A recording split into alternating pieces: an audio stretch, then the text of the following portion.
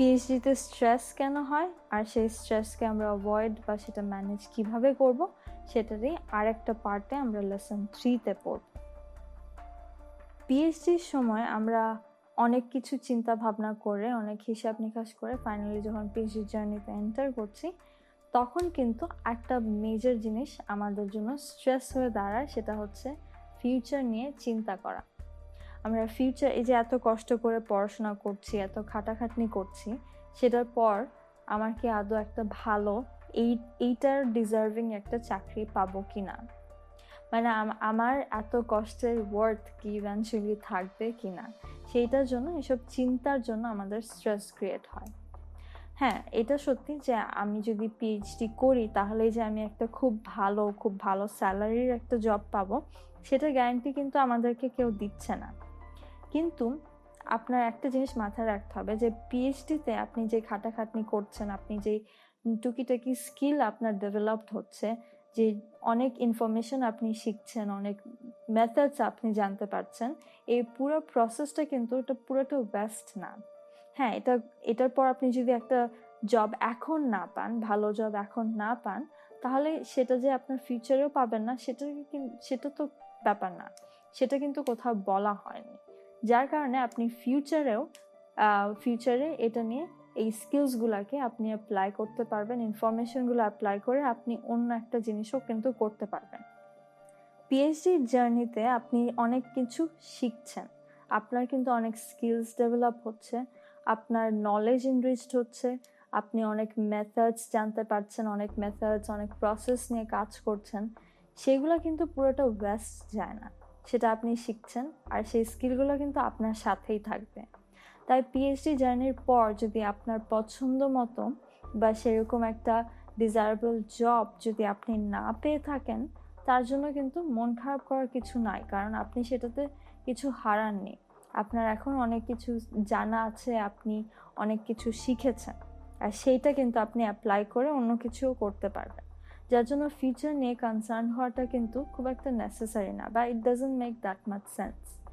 আর যদি আপনার তারপরও মনে হয় যে না, ফিউচার নিয়ে তারপর আমি আমার ব্যবস্থা করতে হবে, তাহলে আপনি যেটা করতে পারেন যে আপনি শুরু থেকেই জব হান্ট করা শুরু করবেন। আপনি আগের থেকেই দেখবেন যে আপনার লাইনে বা আপনার পছন্দ মতো কি জব হচ্ছে বা হওয়া যায়, বা আপনার কি আগের থেকেই প্রিপেয়ার করতে হবে সেই জবের জন্য। কোন ইউনিভার্সিটিতে পিএইচডি করলে বা কোন কান্ট্রিতে পিএইচডি করলে ভালো হবে, এটা নিয়েও আমাদের একটা কোর্স আছে, সেখানে ডিটেলসে এটা নিয়ে কথা বলা হয়। এরকম কিছু জিনিস আমরা যে আগের থেকে প্রিপেয়ার করে রাখি, যে আমরা আগের থেকে ইনরিচ থাকি ওইসব নলেজ দিয়ে, যে আমার কোথায় করলে সুবিধা, কোথায় করলে অসুবিধা, তখন কিন্তু আমার জন্য পিএইচডি জার্নিটা একটু হলেও ইজিয়ার হয়ে যায়। কিছু ইউনিভার্সিটিস আছে যেখানে অ্যাডিশনাল আপনাকে সাপোর্ট দিবে, যার জন্য আপনার এই পিএইচডি জার্নিটা একটু ইজিয়ার হবে।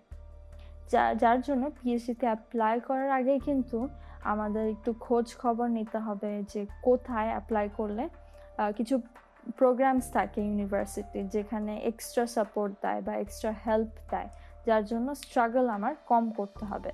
তারপর ওয়ার্কশপস হয়, ইভেন্টস হয়, যেখানে পার্টিসিপেট করলে যেখানে আমি অনেক কিছু আরও হেল্প পাবো, আরও এরকম সেম জার্নির স্টুডেন্টসদের সাথে আমার পরিচয় হবে, আর এই জন্য আমার পুরো সাপোর্টটা একটু এক্সট্রা হবে।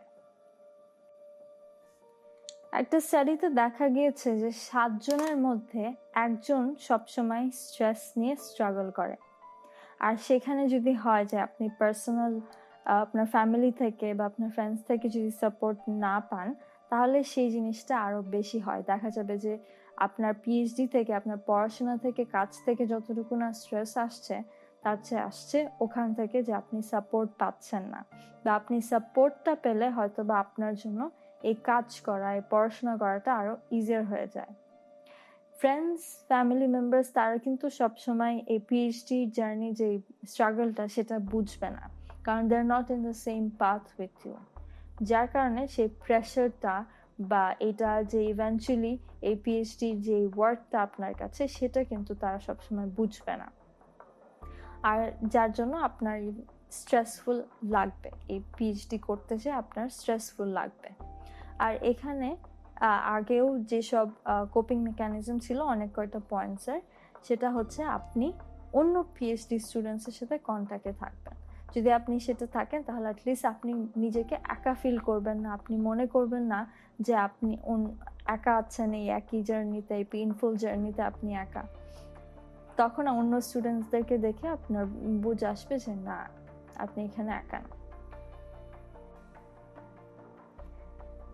পিএইচডি জার্নিটা যেহেতু লেন্দি হয়, যার জন্য মোটিভেশন কিন্তু পুরা জার্নি জুড়ে বজায় রাখাটা অনেক কঠিন হয়ে যায়। দেখা যায় যে আমরা ইজিলি ফ্রাস্ট্রেটেড হয়ে পড়ছি, আমাদের স্ট্রেস চলে আসছে, মানে বেসিক্যালি মোটিভেশন না থাকার কারণে কিন্তু স্ট্রেস আউট লাগে, যে আমার করতে ইচ্ছা করছে না, আমার ওটা নিয়ে আর পড়তে ইচ্ছা করছে না, ওই কাজটা আমার আর করতে ইচ্ছা করছে না, বা কোনো একটা প্রজেক্ট হয়তো বা এখন আমার কাছে আর ওরকম ইন্টারেস্টিং লাগছে না। আর এগুলো হয় কারণ আমাদের মোটিভেশন হারিয়ে যায়। সেটার জন্য কোপ করার আমাদের যে মেকানিজমটা আছে সেটা হচ্ছে আপনি একটা রিস্টার্ট নেবেন, আপনি একটা ব্রেক নেবেন, 1 দিন বা 2 দিনের ছুটিতে যাবেন। তারপর যখন আপনি ফিরে আসবেন তখন একটু হলেও আপনার একটা এনার্জি থাকবে, আলাদা এনার্জি, যেটা দিয়ে আপনি মোটিভেটেড ফিল করতে পারবেন। পিএইচডি জার্নি মানে আপনার সুপারভাইজারের হেল্প লাগবে, যার জন্য আপনার সুপারভাইজারের সাথে কনফ্লিক্ট হওয়াটা বা ঝগড়া হওয়া বা মিসআন্ডারস্ট্যান্ডিং হওয়া এইটা কিন্তু অস্বাভাবিক কিছু না। সব সুপারভাইজার কিন্তু সেম না, সবাই কিন্তু আপনার সাথে মিলবে না, আপনার চিন্তাধারার সাথে হয়তো বা মিলবে না। একজন ভালো সুপারভাইজার যেরকমভাবে আপনাকে অনেক মোটিভেট করে আপনার ক্যারিয়ারকে বিল্ড করতে সাহায্য করতে পারে, ঠিক তেমনভাবে যদি সাপোর্টিভ না হয়ে থাকে আপনার সুপারভাইজার, তাহলে কিন্তু সেটা আপনার জন্য ক্ষতিকারকও হতে পারে। এই জন্য এটা আগের থেকেই করা উচিত, এই স্টেপটা আমাদের আগের থেকেই নেওয়া উচিত। সেটা হচ্ছে সুপারভাইজার আমরা খুব কেয়ারফুলি সিলেক্ট করব। সুপারভাইজার সিলেক্ট করার আগে বা অ্যাপ্লাই করার আগে আমরা খুব ভালো করে ওনাকে স্টাডি করব। আমরা অন্য পিএইচডি স্টুডেন্ট হয়তো বা তার আন্ডারে কাজ করেছে বা অন্য পিএইচডি স্টুডেন্ট ওই ইউনিভার্সিটি, তাদের থেকেও আমরা অনেক কিছু জানতে পারি। পিএইচডি মানে যেহেতু স্ট্রেস, এখানে কিন্তু পিএইচডি এই জার্নি থেকে, এই পুরো প্রসেস থেকে আমরা অনেক রকমের স্ট্রেস এমনিই পাবো। অনেক কারণে আমাদের এই জার্নিটা স্ট্রেসফুল হবে, সেটা নিয়ে তো এতক্ষণ কথা বললাম, এতক্ষণ ডিসকাস করলাম। কিন্তু অনেক রকমের স্ট্রেস আছে যেটা কিন্তু সেলফ ইনফ্লেক্টেড, মানে হচ্ছে এটা আমরা নিজেরাই নিজেদের মধ্যে, নিজের ব্রেনে আমরা এটা বানিয়ে নিচ্ছি। এটা কিন্তু আসলে ঘটছে না, বা এটা আমরা ইজিলি চাইলে আমরা কিছু মাইন্ডসেট চেঞ্জ করলে এই জিনিসগুলো কিন্তু অ্যাভয়েড করতে পারবো। যেমনটা হচ্ছে রিলিভিং স্ট্রেসফুল সিচুয়েশন।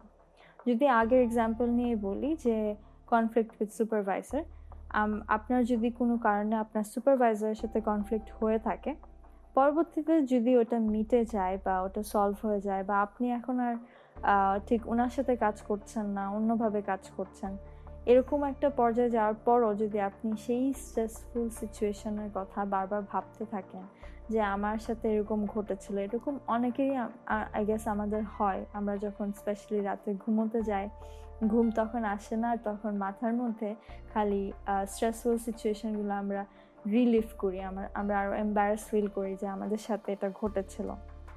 সেটা কিন্তু আসলে আমাদের জন্য বিনা কারণে একটা স্ট্রেস এনে দিচ্ছে। তারপর প্রোক্রাস্টিনেশন। আগে বলেছিলাম যে স্ট্রেসফুল থাকলে আপনি প্রোক্রাস্টিনেট করবেন, কিন্তু আপনি যদি সেই প্রোক্রাস্টিনেট করতেই থাকেন, আপনি নিজেকে যদি কন্ট্রোল না করেন, আপনি যদি সেই কাজটা শেষ করার জন্য নিজেকে প্রিপেয়ার করে শেষ না করে ফেলেন, তাহলে কিন্তু সেই টাইম পিরিয়ডটা ইনক্রিজ হয়ে আপনার স্ট্রেসও ইভেন্চুয়ালি ইনক্রিজ হচ্ছে। তাই সেটা কিন্তু কমপ্লিটলি আপনার কন্ট্রোলে, আপনি চাইলেই কিন্তু প্রোক্রাস্টিনেটটা স্টপ করতে পারবেন।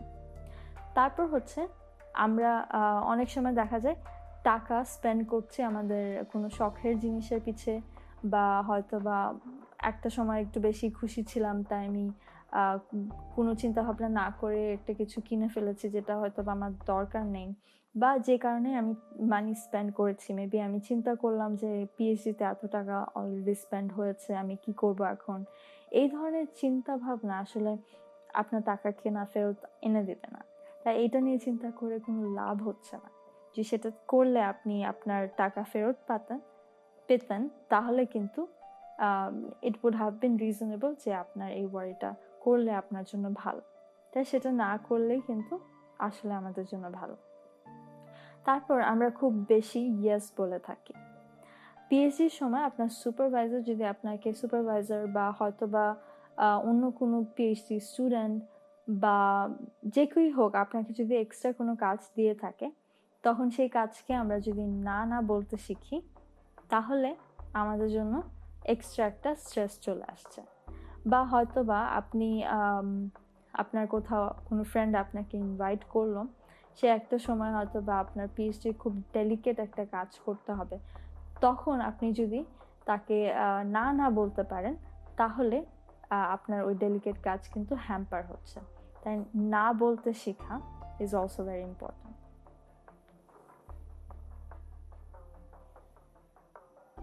ইন জেনারেল বা ইভেন পিএইচডি রিলেটেড স্ট্রেসও আমরা কিন্তু হেলদি ওয়েতে ডিল করতে পারি।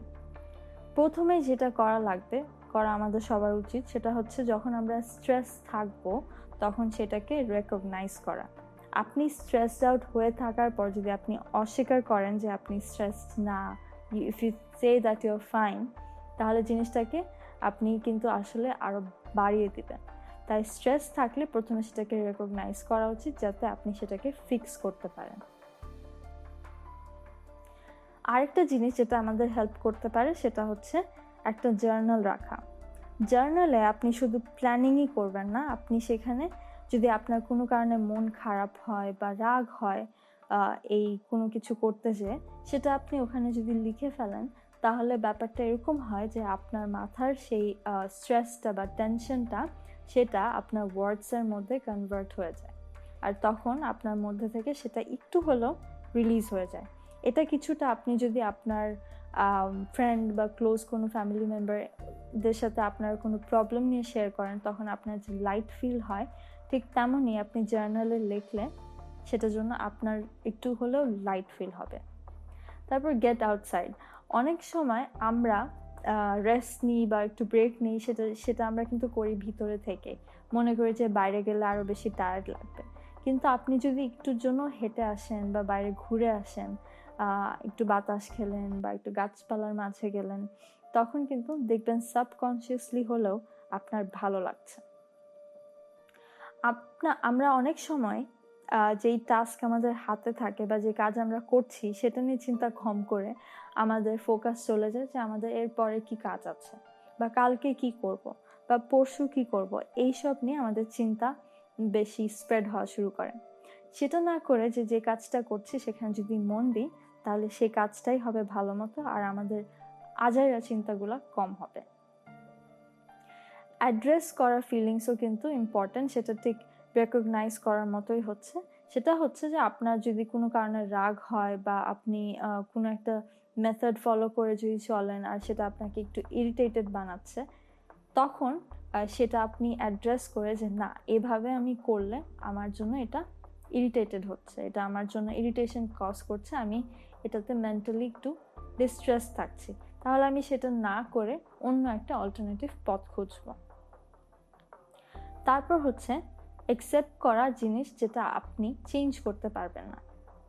যেমন যদি আমি পিএইচডি ল্যাব নিয়েই যদি বলি, যে পিএইচডি করার সময় যে ল্যাবে আমরা কাজ করি, সেই ল্যাব যদি ধরেন আপনার সব কিছু ঠিক আছে, কিন্তু ল্যাব যেটায় আপনি কাজ করতে পেরেছেন বা করতে দিয়েছে আপনাকে, সেই ল্যাবটা একটু ছোট বা স্পেস একটু কম আছে, সেই জন্য আপনার অনেক সময় দেখা যায় যে একটু বেশি ওয়েট করতে হচ্ছে ইকুইপমেন্টসের জন্য, বা you have to wait your turn, তারপর আপনি জায়গা কম পাচ্ছেন আপনার জিনিস রাখার জন্য।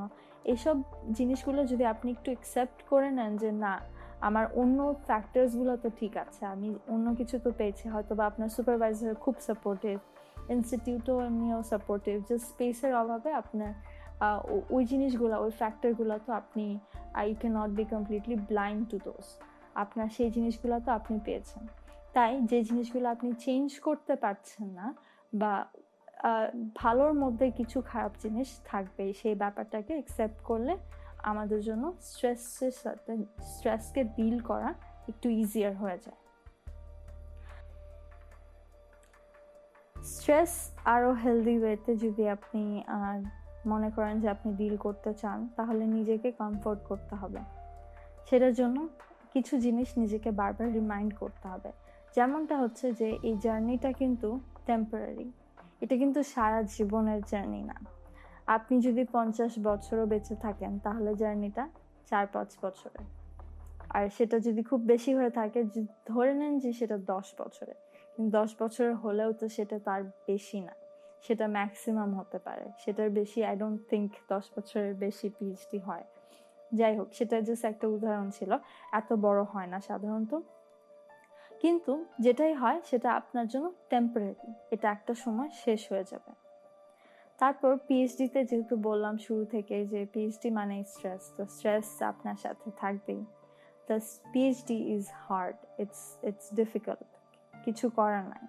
আর সেই জিনিসটা যদি আপনি অ্যাকসেপ্ট করে নেন, তাহলে আপনার জন্য এই জার্নিটা একটু হলেও কমফোর্টেবল হবে।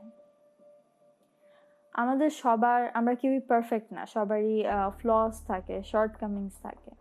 আমরা অনেকেই ভুল করি, বা হয়তো বা পিএইচডিতে ঢোকার সময় যে সব জিনিস চিন্তা করেছিলাম, প্ল্যান করেছিলাম, সেগুলা সেইভাবে আমরা চলতে পারছি না। সেই জিনিসগুলো হতেই পারে, মানে এইটাই তো লাইফ। তো সেই কারণে আমরা যদি সেই শর্টকামিংসগুলা আমরা যদি অ্যাডমিট করি যে না, আমার এই ভুলটা হয়েছিল, তাহলে হবে কি, আপনি সেইটার উপর অ্যাকশনটা আপনি আরও ফাস্টার নিতে পারছেন, কারণ আপনি বুঝতে পারছেন যে আপনার এই ভুলটা হয়েছে। কিন্তু আপনি যদি আপনার ওই ভুলগুলা নাই মানেন, তাহলে সেটা নিয়ে তো কোনো কাজ করা যাবে না। তারপর একটা মজার জিনিস হচ্ছে যে আমরা অনেক সময় একটা ইডিয়েটের মতো ফিল করি, কারণ পিএইচডি মানে অনেক হাই লেভেলের জিনিসপত্র, অবভিয়াসলি হাই লেভেলের জিনিসপত্র, it's doctorate of philosophy. High লেভেলের জিনিসপত্রের সময় দেখা যায় যে আমরা একটা জিনিস বারবার করছি কারণ আমরা বুঝতে পারছি না। তখন you have to remind yourself that you're not an idiot, কারণ এখানে এম্বারাসড হওয়ার কিছু নাই। আমরা এইসব জিনিস আমাদের মতোই অনেকেরা, বা ইভেন আপনার সুপারভাইজার বা প্রফেসর, তারাও একটা সময় আপনার জায়গাতেই ছিল, তারাও এরকমভাবেই কাজ করে করে শিখেছে। আর আপনি এইসব কাজ করছেন বলেই আপনি এটা নিয়ে শিখতে পারছেন। যদি আপনি সেটা না করতেন তাহলে আপনি শিখতেও পারতেন না, তখন হয়তো বা আপনি নিজেকে ইডিয়েট বলতে পারতেন। কিন্তু এমনিতে একটা জিনিস বারবার করা বা না বুঝলে সেটা রিপিটেডলি বুঝা বা জিজ্ঞেস করা সেটা নিয়ে, that doesn't really make you an idiot. তারপর যখন মনে হবে যে সময়টা বেশি কঠিন হয়ে পড়েছে, আপনি আর পারছেনই না, তখন ওই একইভাবে যেরকম আপনি রিমাইন্ড করবেন যে জার্নিটা টেম্পোরারি, তেমনভাবে আপনি ভিজুয়ালাইজ করবেন যে এই জার্নির এন্ডটা কোথায়। হয়তো বা আপনি আপনার যেই জব টার্গেট করছেন সেটা নিয়ে অলরেডি কাজ করছেন, বা সেটা নিয়ে অলরেডি আপনি একটা প্ল্যান করে রেখেছেন। তো ইম্যাজিন করুন যে আপনি ওই জবে, ওই পজিশনে আপনি আছেন, অথবা পিএইচডি যে ডিগ্রিটা সেটা আপনি রিসিভ করছেন, এটাও আপনি ভিজুয়ালাইজ করতে পারেন। সেটা আপনার জন্য আরও বেশি কমফর্টিং হবে to get through the tough phase.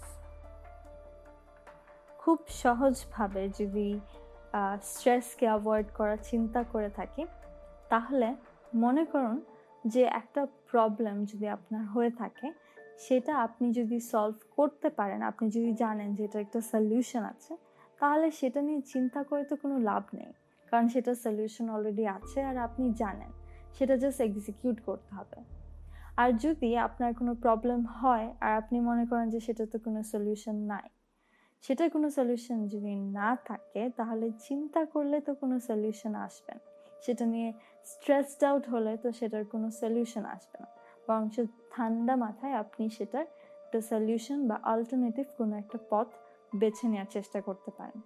তার মানে হচ্ছে যে স্ট্রেস আপনি যদি শর্ট পিরিয়ড অফ টাইমের জন্য করেন, তাহলে সেটা একদিক দিয়ে আপনার জন্য ভালো, কিন্তু সেটা লং টার্মের জন্য বা কোনো রিজন ছাড়া আপনি যদি স্ট্রেস আউট করেন আর সেটা আপনি নিজেকে হ্যান্ডেল না করতে পারেন, সেই এনভায়রনমেন্টটা আপনি নিজের কন্ট্রোলে না আনতে পারেন, তাহলে সেই স্ট্রেসটা একটু একটু করে বেড়ে একটা পর্যায়ে অনেক বেশি বড় হয়ে যাবে, আর সেটা আপনার হেলথের উপর খুব বাজেভাবে ইম্প্যাক্ট ফেলবে।